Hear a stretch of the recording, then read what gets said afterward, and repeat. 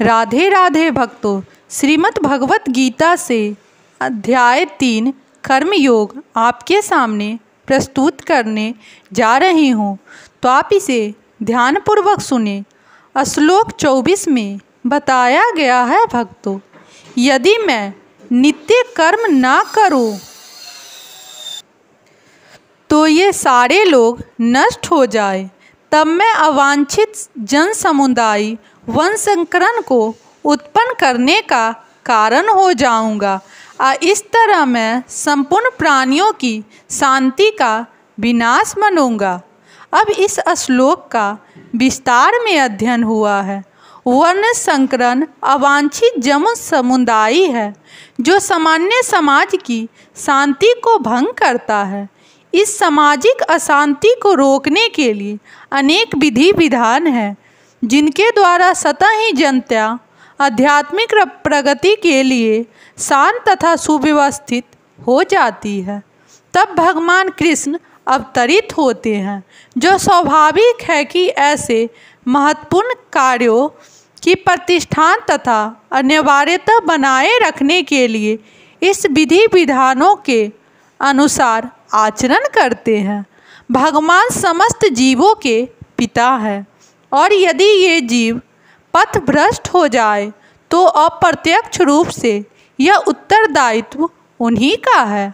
अतः जब भी विधि विधानों का अनादर होता है तो भगवान स्वयं समाज को सुधारने के लिए अवतरित होते हैं। किंतु हमें ध्यान देना होगा कि यद्यपि हमें भगवान के पद चिन्हों का अनुसरण करना है, तो भी हम उनका अनुसरण नहीं कर सकते। अनुसरण और अनुकरण एक से नहीं होते। हम गोवर्धन पर्वत उठाकर भगवान का अनुकरण नहीं कर सकते, जैसा कि भगवान ने अपने बाल्यावस्था में किया था। ऐसा कर पाना किसी मनुष्य के लिए संभव नहीं है।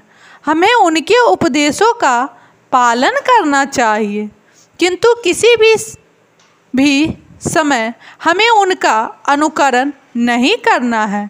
श्रीमद् भागवत में इसकी पुष्टि की गई है। मनुष्य को भगवान तथा उनके द्वारा शक्ति प्रदत्त सेवकों के उपदेशों का मात्र पालन करना चाहिए।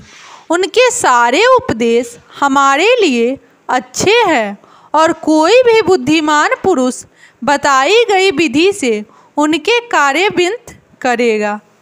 फिर भी मनुष्य को सावधान रहना चाहिए कि वह उनके कार्यों का अनुकरण न करे। उसे शिवजी के अनुकरण में विष का समुद्र नहीं पी लेना चाहिए। हमें सदैव ईश्वर की या सूर्य तथा चंद्रमा की गतिविधियों को वास्तव में नियंत्रित कर सकने वाले की स्थिति को सर्वश्रेष्ठ मानना चाहिए। ऐसी शक्ति के बिना कोई भी सर्वशक्तिमान ईश्वर का अनुकरण नहीं कर सकता। शिवजी ने सागर तक के विष का पान कर लिया, किंतु यदि कोई सामान्य व्यक्ति विष की एक बूंद भी पीने का यत्न करेगा तो वह मर जाएगा। शिवजी के अनेक छद्म भक्त हैं जो गांजा तथा ऐसी ही अन्य मादक वस्तुओं का सेवन करते रहते हैं, किंतु वो यह भूल जाते हैं कि इस प्रकार शिवजी का अनुकरण करने वे अपने मृत्यु को निकट बुला रहे हैं। इसी प्रकार भगवान कृष्ण के भी अनेक छंद भक्त हैं जो भगवान की रास लीला या प्रेम नित्य का अनुकरण करना चाहते हैं, किंतु यह भूल जाते हैं कि वे गोवर्धन पर्वत को धारण नहीं कर सकते। अतः सबसे अच्छा तो यही होगा कि लोग शक्तिमान का अनुकरण न करके केवल उनके उपदेशों का पालन करें, न ही बिना योग्यता के किसी को उनका स्थान ग्रहण करने का प्रयत्न करना चाहिए। ऐसे अनेक ईश्वर के अवतार हैं जिनमें भगवान की शक्ति नहीं होती। श्लोक 25 में बताया गया है भक्तों, जिस प्रकार अज्ञानी जन फल की आसक्ति से कार्य करते हैं, उसी तरह विद्वान जनों को चाहिए कि वे लोगों को उचित पथ पर ले जाने के लिए अनासक्त रहकर कार्य करें। अब इस श्लोक का विस्तार में अध्ययन हुआ है। एक कृष्ण भावना भावित मनुष्य तथा कृष्ण भावनाहीन व्यक्ति में केवल इच्छाओं का भेद होता है। कृष्ण भावना भावित व्यक्ति कभी भी ऐसा कोई कार्य नहीं करता जो कृष्ण भावनामृत के विकास में सहायक न हो, यहाँ तक कि वह उस अज्ञानी पुरुष की तरह कर्म कर सकता है जो भौतिक कार्यों में अत्यधिक आसक्त रहता है, किंतु इनमें से एक ऐसे कार्य अपनी इंद्रिय तृप्ति के लिए करना चाहिए, जबकि दूसरा कृष्ण की तुष्टि के लिए। अतः कृष्ण भावना भावित व्यक्ति को चाहिए कि वह लोगों को यह प्रदर्शित करे कि किस तरह कार्य किया जाता है और किस तरह कर्म फलों को कृष्ण भावनामृत कार्य में नियोजित किया जाता है। श्लोक 26 में बताया गया है, भक्तों, विद्वान व्यक्ति को चाहिए कि वह सकाम कर्मों में अनासक्त अज्ञानी पुरुषों को कर्म करने से रोके नहीं, ताकि उनके मन विचलित न हो, अपितु भक्ति भाव से कर्म करते हुए वह उन्हें सभी प्रकार के कार्यों में लगाए, जिससे कृष्ण भावनामृत का क्रमिक विकास हो। अब इस श्लोक का विस्तार में अध्ययन हुआ है। वेदेश्वर सर्वहेम वेदय, यह सिद्धांत संपूर्ण वैदिक अनुष्ठानों की प्रकाष्ठा है।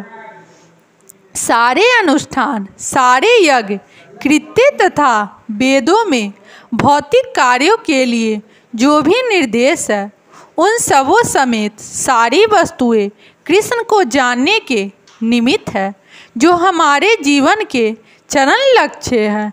लेकिन चूंकि बंद जीव इंद्रिय तृप्ति के अतिरिक्त और कुछ नहीं जानते, अतः वे वेदों का अध्ययन इसी दृष्टि से करते हैं, किंतु सकाम कर्मों तथा वैदिक अनुष्ठानों के द्वारा निमित्त इंद्रिय तृप्ति के माध्यम से मनुष्य धीरे धीरे कृष्ण भावनामृत को प्राप्त होता है। अतः कृष्ण भावनामृत में स्वरूप प्रसिद्ध जीव को चाहिए कि अन्य को अपना कार्य करने या समझने में बाधा न पहुँचाए, अपितु उन्हें यह प्रदर्शित करे कि किस प्रकार सारे कर्म फल को कृष्ण की सेवा में समर्पित किया जा सकता है।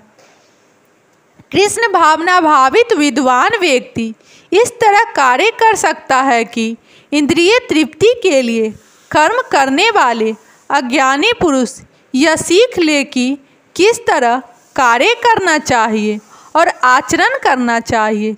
यद्यपि अज्ञानी पुरुष को उसके कार्यों में छेड़ना ठीक नहीं होता, परंतु यदि वह रंच भर भी कृष्ण भावना भावित है तो वह वैदिक विधियों की परवाह न करते हुए सीधे भगवान की सेवा में लग सकता है। ऐसे भाग्यशाली व्यक्ति को वैदिक अनुष्ठानों की आवश्यकता नहीं रहती, क्योंकि प्रत्यक्ष कृष्ण भावनामृत के द्वारा उसे वे सारे फल प्राप्त हो जाते हैं जो उसे अपने कर्तव्यों के पालन करने से प्राप्त होते हैं। राधे राधे भक्तों।